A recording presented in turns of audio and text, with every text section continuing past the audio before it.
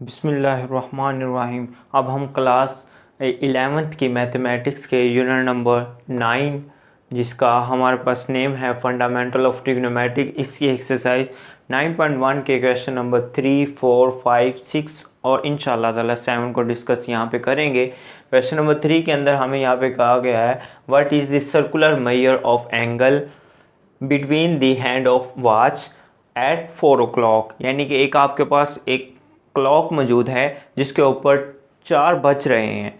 आपने उसका बताना है कि उस वक़्त जब उसके ऊपर 4 बज रहे हैं तो उसके सर्कल के ऊपर जो है वो एंगल कितना बनेगा। इसके लिए ज़रा मैं थोड़ा सा आपको डायग्राम बना के दिखा दूं। ये हमारे पास एक क्लॉक है, यहाँ पे कहीं पे 12 आपके पास जो डिजिट है वो मौजूद है। यहाँ पे 3, यहाँ पे 6 और यहाँ पे 9, यहाँ पे कहीं आके 4 और ये 5 आएगा। और जो उसने कहा हुआ है आपके पास जो वॉच है वो दरअसल आपके पास जो टाइम रखे हुए है वो 4 o'clock है, जिसे मैंने यहाँ पे जो है वो सुइयों को एडजस्ट करके, नीडल को एडजस्ट करके आपको दिखा दिया गया है।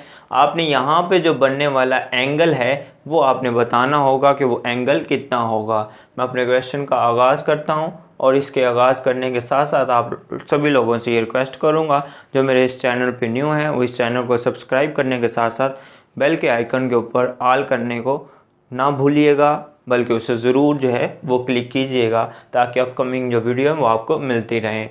यहाँ पे हमें पता है जो आपके पास वन रोटेशन या फिर आप कह लें 12 o'clock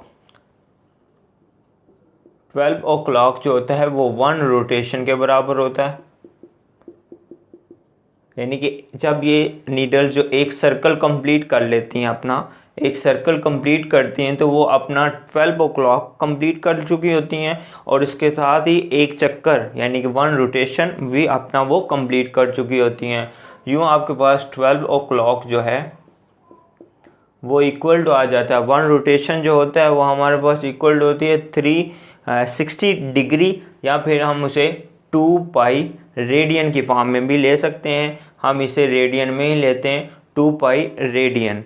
तो अब आपके पास अगर ये 12 o'clock के लिए इतना एंगल बनता है सर्कुलर एंगल, तो आपने अब 1 o'clock के लिए ज़रा देखना होगा कि 1 o'clock के लिए कितना एंगल बनेगा। उसके लिए आपको 12 को यहाँ पे लाकर 2 पर डिवाइड करना होगा पाई रेडियन। तो आप जब डिवाइड करेंगे तो आपको मिलेगा 1/6 इंटू पाई रेडियन। ये रेडियन की फॉर्म में 1/6 o'clock आपके पास 1 o'clock के लिए ये एंगल बनेगा जो कि 30 डिग्री के इक्वल होता है। अब अगर यहाँ पे आपको 4 o'clock दे दिया जाए, 6 o'clock दे दिया जाए, या जो भी आपके पास टाइम के यहाँ पे आवर हो, उसके लिए आपने यहाँ पे 4 o'clock क्योंकि पूछा गया, इसलिए 4 o'clock के लिए हमारे पास इसका जो सर्कुलर एंगल बनेगा वो हमें 4 पर मल्टीप्लाई करने पर इसे हासिल हो जाएगा। 1/6 पाई रेडियन को हमने 4 पे डिवाइड करना है, तो 2 1 ज़ा 2, 2 3 ज़ा 6, तो यूँ आपके पास 2 पाई रेडियन ओवर 3 ये इसका आपके पास सर्कुलर एंगल बन जाएगा, जो कि उसने हमसे रिक्वायर्ड किया कि 4 o'clock के लिए कितना एंगल यहाँ पे ड्राइव होगा। क्वेश्चन नंबर 3 के बाद अब हम ज़रा क्वेश्चन नंबर 4 को यहाँ पे डिस्कस करते हैं। क्वेश्चन नंबर 4 के अंदर हमें कहा गया है कि आपने यहाँ पे क्या करना है, एंगल मालूम करना है थीटा। जो एंगल आपने थीटा मालूम करना है उसके अंदर आप लोगों को यहाँ पे उसने कहा हुआ है कि थीटा आपने मालूम करना है, जबकि आपके पास क्वेश्चन नंबर इसी 4 का पार्ट नंबर 1 और क्वेश्चन नंबर 4 का पार्ट नंबर 2 दोनों यहाँ पे मौजूद हैं। उनको हम यहाँ पे जो यूज़ करके हमने वैल्यू बतानी है। नंबर 1 पे आपको L की वैल्यू दी गई है 1.5 सेंटीमीटर और R की वैल्यू आपको दी गई है 2.5 सेंटीमीटर, और आपने एंगल थीटा मालूम करना है। इसके लिए पीछे हम ये एक रिलेशन जो है वो ड्राइव करके आ चुके हैं।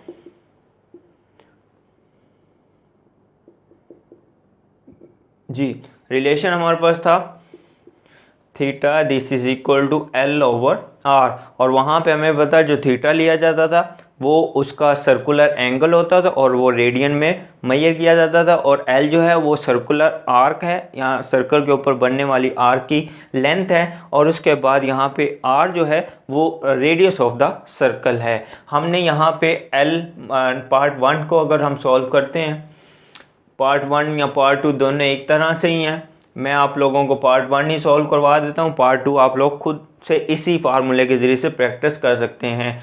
थीटा, अब आपको यहाँ पे पार्ट 1 के अंदर जो है थीटा आपने मालूम करना होगा, जबकि एल की वैल्यू आपको यहाँ पे दी गई है 1.5 सेंटीमीटर, और जो आर की वैल्यू यहाँ पे दी गई है वो आपको दी गई है 2.5 सेंटीमीटर। तो आप देखेंगे सेंटीमीटर से तो सेंटीमीटर कैंसिल आउट हो जाएंगे, और उसके बाद 1.5 को आपने 2.5 पर डिवाइड करना है, तो आपको वैल्यू मिल जाएगी 3/5 सेंटीमीटर। यहाँ से हट जाएगा, और थीटा को जो वैल्यू होती है वो यहाँ पे रेडियन में होती है, तो ये रेडियन में आ जाएगी, या फिर आप इसे लिख सकते हैं 0.6 रेडियन। तो यूँ हमारे पास थीटा की वैल्यू जो है क्वेश्चन नंबर 4 के अंदर मालूम की जा सकती है। इसी तरह से क्वेश्चन नंबर 4 के पार्ट नंबर 2 को भी आप सोल्व कर सकते हैं। अब मैं ज़रा चाहता हूँ क्वेश्चन नंबर 5 के पार्ट्स 1 और पार्ट 2 को यहाँ पे डिस्कस करने की तरफ।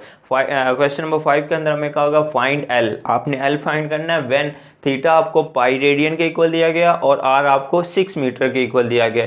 या फिर इसका सेकंड पार्ट देखें, इसी क्वेश्चन नंबर 5 का सेकंड पार्ट आपके पास भी यहाँ पे व्हाइट बोर्ड पे राइट कर दिया गया है कि थीटा आपके पास 65 डिग्री और 20 मिनट में दिया गया। आपने इसे, आपको पता जब फार्मूला यूज़ करते हैं तो उसके अंदर आपके पास जो एंगल है वो रेडियन में चाहिए होता है, ना कि सेक्साडेसिमल सिस्टम यानी कि डिग्री मिनट सेकंड में। तो डिग्री मिनट सेकंड को आपने सबसे पहले क्या करना है, रेडियन में लेकर जाना, उसके बाद इस फार्मूले में पुट करके आप इसे सॉल्व कर सकेंगे। और आर आपके पास यहाँ पे 18 मिलीमीटर दिया गया। तो मैं क्वेश्चन नंबर 5 का पार्ट नंबर 2 आपको यहाँ पे करवा देता हूँ, क्योंकि उसमें जो एंगल है वो डिग्री मिनट यानी कि आपके पास सेक्साडेसिमल सिस्टम में दिया गया, इसे हम कन्वर्ट कर लेंगे रेडियन में।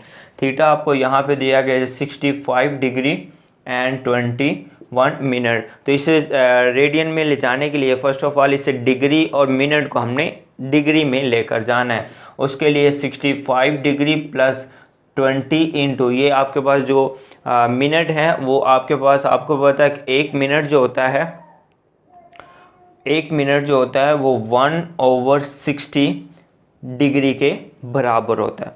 वैसे हमने वैल्यू पढ़ी हुई है कि 1 degree is equal to 60 minute, वहाँ से आपने निकालना 1 मिनट, तो 60 इधर जाके डिवाइड हो जाता है, तो 1 minute is equal to 1/60 degree के। तो यहाँ से आप देखेंगे 0 से 0 कट गया, 2 1 ज़ार 2 और 2 3 ज़ार 6, तो यूँ आपके पास 65 प्लस 0 और प्लस 1/3, और ये भी आपके पास डिग्री में चला जाएगा। अब क्योंकि ये दोनों डिग्री में चले गए तो आप इनकी डिग्री को कॉमन लेकर लिख सकते हैं, यूँ 65 प्लस 1/3 होल की ये डिग्री। हमने इसे डिग्री में नहीं, हमने इसे रेडियन में कन्वर्ट करना था। फर्स्ट ऑफ ऑल मैं 60 प्लस 65 में प्लस हम 1/3 करेंगे तो हमें जो वैल्यू मिलेगी वो मिलेगी आपके पास 196/3, और ये आपको पता है ये अब डिग्री में जा चुकी है।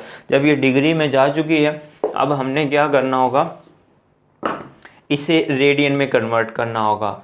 तो यूँ आपके पास जो थीटा है 196/3 डिग्री में था। एक डिग्री जो होता है वो हमें पता है कि वो पाई/180 रेडियन के इक्वल होता है। तो यहाँ पे हमने इसकी वैल्यू पुट कर ली।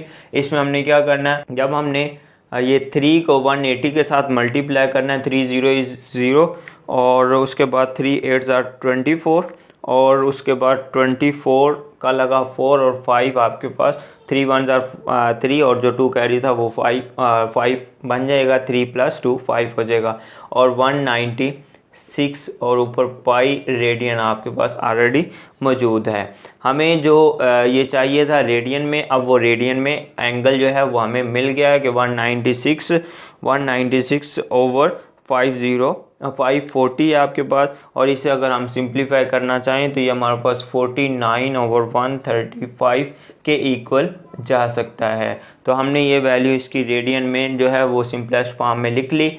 और यहाँ पे इस क्वेश्चन नंबर 5 के पार्ट नंबर जो 2 है इसके अंदर जो आपके पास आर की कीमत दी गई है वो 18 मिलीमीटर दी गई है, और आपने यहाँ पे एल की वैल्यू क्वेश्चन नंबर 5 के अंदर मालूम करनी थी।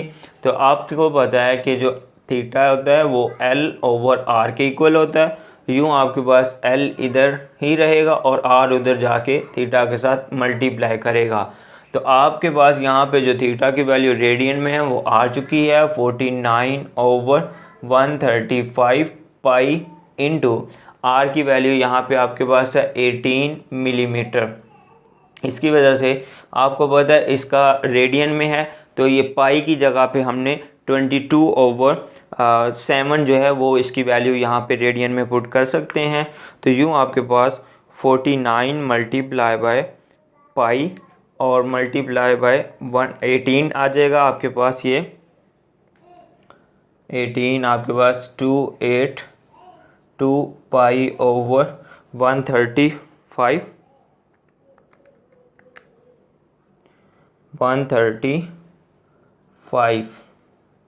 मिलीमीटर।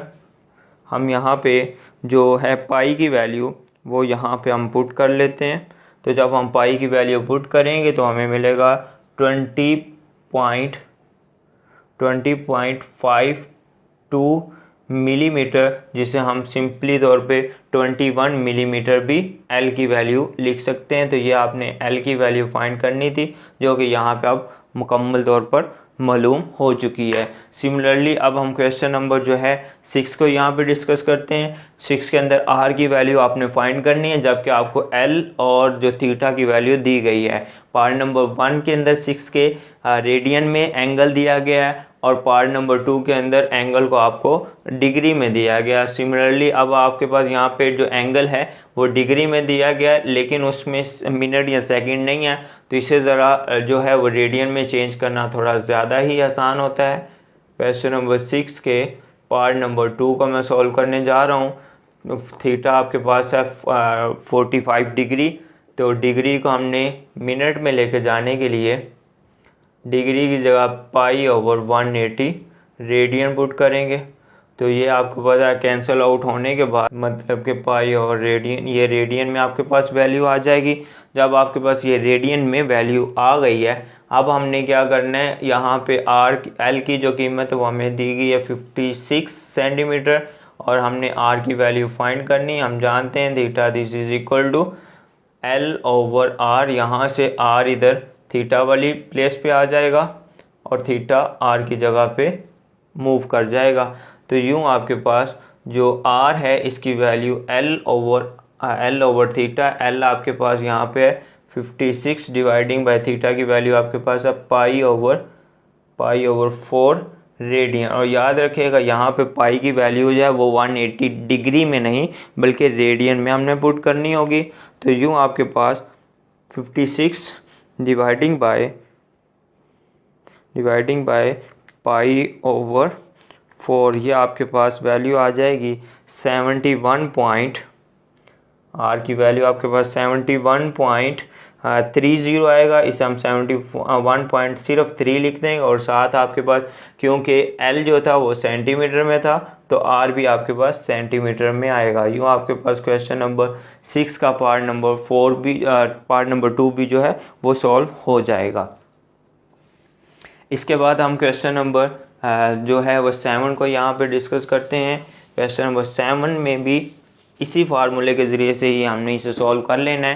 क्वेश्चन नंबर 7 में हमें कहा गया what is the length of the arc. Question number 7 के सॉल्यूशन के अंदर हमसे उसने लेंथ के बारे में, लेंथ ऑफ द आर्क जिसे हम L से रिप्रेजेंट करते हैं, ये हमसे पूछ ली गई है।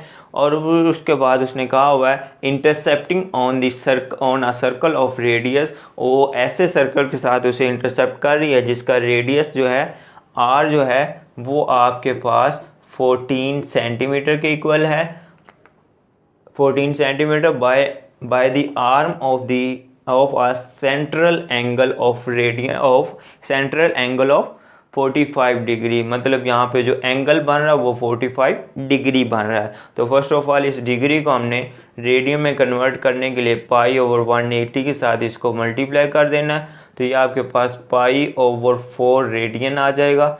हमने मालूम करनी है L की वैल्यू, तो हम जानते हैं theta this is equal to L over R। This implies that L this is equal to theta multiply by R। थीटा यहाँ पे रेडियन में पुट करते हैं, वो हम निकाल चुके हैं। पाई ओवर 4 इंटू आर की वैल्यू आपके पास यहाँ पे दी गई है 14 सेंटीमीटर। तो आपके पास जो एल की कीमत है वो भी सेंटीमीटर में आ जाएगी। और यहाँ पे जो पाई की कीमत, मैं आपसे फिर से बात कर रहा हूँ, ये जो पाई की कीमत है हमने इसे जो है वो 22/7 के इक्वल यहाँ पे 3.1416 के इक्वल यहाँ पे इसकी वैल्यू को हमने रखना होता है।